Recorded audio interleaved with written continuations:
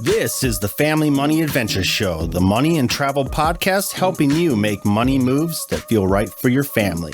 I am Kevin Payne. Join me every other week as we have meaningful conversations about family, money, and travel.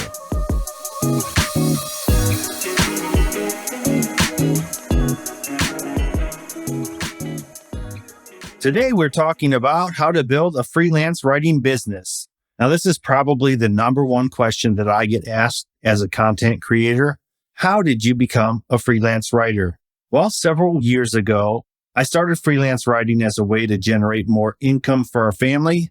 And in November of 2019, I left my day job to become a full-time freelance writer and content creator. I've been able to more than double my income since that time and create a more flexible work schedule that really better aligns with my personal and family goals and interests.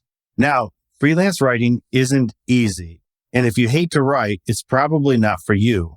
But it doesn't require a fancy college degree in English or journalism, although that's fine. And as you write more, your skills will improve. We're going to focus more on the business of writing than the skill of writing. Maybe you're listening, you don't want to quit your job or write full time. That's totally okay. This is something that you can actually do on the side and generate some extra cash each month as you want. For me, it's the perfect side hustle. Maybe you disagree. You're not committing to a full-on career change at this point. In this episode, we're going to learn more about how I got started as a freelance writer, some of the steps that you can take to create a freelance writing business for yourself, and some of the tools that can help you become a better writer and business owner. Now, this is going to be more of a general overview because we're limited on time, but you're welcome to message me or email me if you have specific questions that go beyond what we cover. Now, let me throw out one more disclaimer so I can be a little more transparent. My wife works full-time and I am covered under her medical insurance. Building a writing career and leaving my job would have been way more difficult without those two things in place. Also, we weren't necessarily in the best place financially, but we had savings built up in case, there was a drop in income. And that may not describe your situation at all. I don't want to assume anything going into this conversation. I'll discuss the steps I took to build a writing business, and hopefully you can take all or a portion of it away and do the same for yourself. I have a post on Family Money Adventure that walks through my freelance writing story and journey. I'll include a link in the show notes, but I don't want to waste any more time talking about my story. Here are the steps that you need to take to create a freelance writing business. The first thing you want to do is choose a niche. Now, a niche, which I love to pronounce as niche, is just what you want to write about, what interests you, what subjects or interests would you consider yourself reasonably knowledgeable about. What topics could you easily talk about with a certain level of expertise? People, when they get into writing, often will say, I can write about whatever you need. But one, that's not true. And two, it's a horrible way to build a writing business. Now, for me, I narrowed it down to personal finance and travel. I don't have a professional background in either of those areas, but our family story and experiences led me to explore those topics in depth to the point that I'm able to write about them.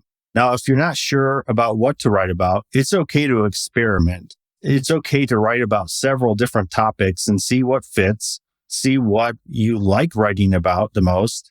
And eventually you want to narrow it down to one or two topics that you're best known for. That way you can build a portfolio in those specific areas and become known as a go-to expert for future clients. Now, some niches are known to pay better than others, including the ones that I work in, at least the personal finance side. Personal finance websites generate a ton of revenue, so they generally pay better than other websites, maybe dedicated to pet care or religious topics.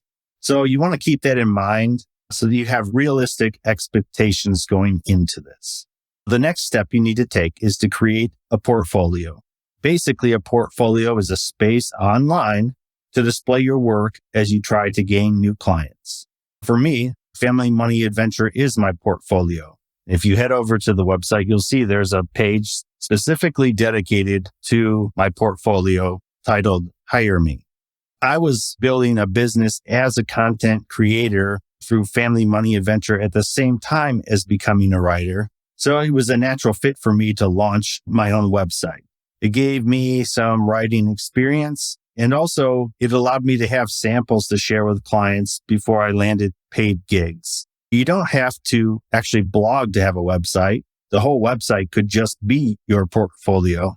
You don't have to spend a lot of money building a website either if you don't want to. And then if you don't want to have your own website, you don't want to worry about it, there are other websites that you can use where you can post your portfolio, post your work like Muckrack or Contently, and you're able to house your writing portfolio right on those sites. Basically, you just need a place online to send potential clients so that they can view your previous work. It helps them to get a sense of your abilities and whether or not you're a good fit for their needs. Now, let me pause and give you a pro tip from experience and talk about taking unpaid writing gigs to build your portfolio. And yes, it's totally difficult to land writing gigs when you have no writing to show clients. Now, a lot of writers will start out by guest posting on other websites or even reaching out to websites to see if they can offer free writing services in exchange for a byline on their site. Many of these sites will take full advantage of that and take advantage of writers and free writing. So here's my view on free writing work when you're starting out. Follow along because this will take a second. So my wife, her family owns a cabin in the mountains in Colorado. It's very rustic, like no running water or electricity rustic. We've been out there a few times over the years with her family. Now, because it is rustic, there are no showers or baths being taken while we're up there. I'm a city guy and I like to be clean, and washcloth baths every day are not my thing. The good news is on the property, there was a natural spring water lake, and I would drive our minivan up there every morning by myself, put on my bathing suit, and dive right into the lake. Now, I can't begin to describe how cold the water was, but I was out of the lake almost as fast as I went in, and much cleaner. So that's what I think about working for free. Get in and get out. Get a few articles under your belt for your portfolio if you can't find paid work when you start. But don't hang on to those clients thinking that they will eventually pay you. They won't. And if they do, it won't be much. And don't accept unpaid test articles either. They're not worth it. Good companies pay their writers. Now, the third step in building a freelance writing business is finding clients. You need clients to write and get paid. So where do you find clients? That's probably one of the hardest steps at first because nobody knows who you are. Here are a few places that you can look for potential writing clients. The first one is social media. One of the best places to look for writing gigs is on Twitter. A lot of times there'll be specific hashtags related to writing work, such as hashtag call for pitches. You also want to find editors who work at websites within the niche that you have picked. And another great place is Facebook groups. There are tons of Facebook groups for freelance writers or just freelancers in general, where you can join those groups. And a lot of the times they will share any openings that they come across, or a lot of times clients will use those sites to post jobs as well. Now, another place, and one that really helped me out to make the leap from being a part-time writer to full-time, is networking events. So you can attend conferences related to your niche. For me, the big one was FinCon, which is a conference specifically for financial media. They have an event there called a marketplace for freelancers, where anyone who was attending, who was looking for freelancers, was able to meet with writers. And it was really good. I was able to land some clients, the first one I went to, that enabled me to make enough money to go full time. And since that time, I've been to several of them and have been able to continue to find clients that way. Another thing is becoming friends with other writers. And that's something I was actually able to do by attending FinCon, is meeting other writers in my niche and becoming friends with them. Now, you might think other writers is competition, and honestly, sometimes they are. You guys are up for the same job sometimes, but they're not your competition at the same time. There's enough work for everyone. And many of my best clients came from referrals from my writer friends. Maybe their schedule's full and someone reaches out to them, so they will pass along writing gigs to their friends. And I've been able to take advantage of that. And the last one is to find a mentor. Now, this isn't necessarily always going to help you find clients, but having a mentor who can help you with your writing business is going to be able to help you streamline your business and ask some of the tough questions. Now, what you want to do with a mentor is you don't want to just ask endless questions unless you're willing to help them in some way. Offer some value so that it's a reciprocal relationship. On to step 4, keep building your business. You want to keep working on your writing business, improving your writing skills, pitch clients that pay better to increase your income and drop clients that don't, or drop clients that are difficult to work with. Sometimes that happens. Now, use your experiences and knowledge to streamline your business so that it's profitable both financially and from a physical and mental health perspective. When I started writing, I was writing late at night, early in the morning, and on my work breaks to get to the point where I could leave my job. It was a difficult time for sure, and I don't necessarily recommend that for everyone. You'll need to figure out what's right for you and whether the temporary time sacrifice up front is worth it. Now, as you're building your writing business, there are some tools that you can use along the way to both help your business and also your writing ability. The first tool I want to mention is an online course called Earn More Writing. It comes from Holly Johnson of Club Thrifty. She has been writing professionally for a long time and shares all the tips and tricks to build a writing business. Now, this course is specifically on how to create a writing business, not how to become a better writer. So it goes super in depth into all the facets of building a writing business from scratch.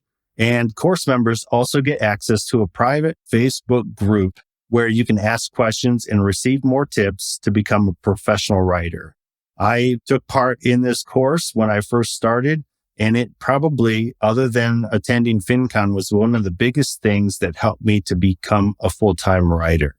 The next tool I want to share is something called Grammarly. Maybe you've seen it before, but this is a free tool online. And there's also a paid version that helps you catch spelling and grammar mistakes. There's also a Google Chrome extension that allows you to use Grammarly within services like Google Docs and other websites. And it's a great tool to use as you're editing your writing. It's also a good idea, though, as you edit, to read through your work several times on your own before you submit it to a client. You can also use apps that read text aloud to catch something that maybe you didn't see when you're skimming through your writing. But Grammarly is a great backup system to use. Another online tool is called Hemingway, and this is a free tool that helps you eliminate passive voice from your writing. And I know that I struggled with that when I first started out and still struggle with that, honestly, to be able to write in active voice, which is what most clients want. So this is a great tool that helps you not only to fix those mistakes in your writing, but also learn from them and be able to become a better writer. The next tool I want to mention is LinkedIn. You're probably familiar with it. It's basically social media for professionals. I go back and forth between the standard free LinkedIn account, but there's also a pro version that you can sign up for, which gives you access to extra features like the ability to email people, even if you're not connected with them on LinkedIn. Now, here's a tip that has worked for me. I don't know if it'll work for everyone, but go ahead and try out the pro version for a while, especially when you're in the process of pitching clients. It's a great way to use it, especially if they're offering some kind of deal where it's a reduced rate. Once you've used it for a little while, go ahead and cancel it. I've done this several times, and generally they offer you the service at a reduced rate to keep it. So it's a great way to save some money and still try out an awesome tool. So that is the basic framework I used and many writers use to get into freelance writing. It's not the only way to do it. Your experiences may lead you in a different direction, and that's great. Now, if you have any questions about freelance writing, let me know. Head over to FamilyMoneyAdventure.com and leave us a comment or message. And if you like the show, let us know by leaving a rating or review on Apple Podcasts or wherever you listen to podcasts. Until the next adventure.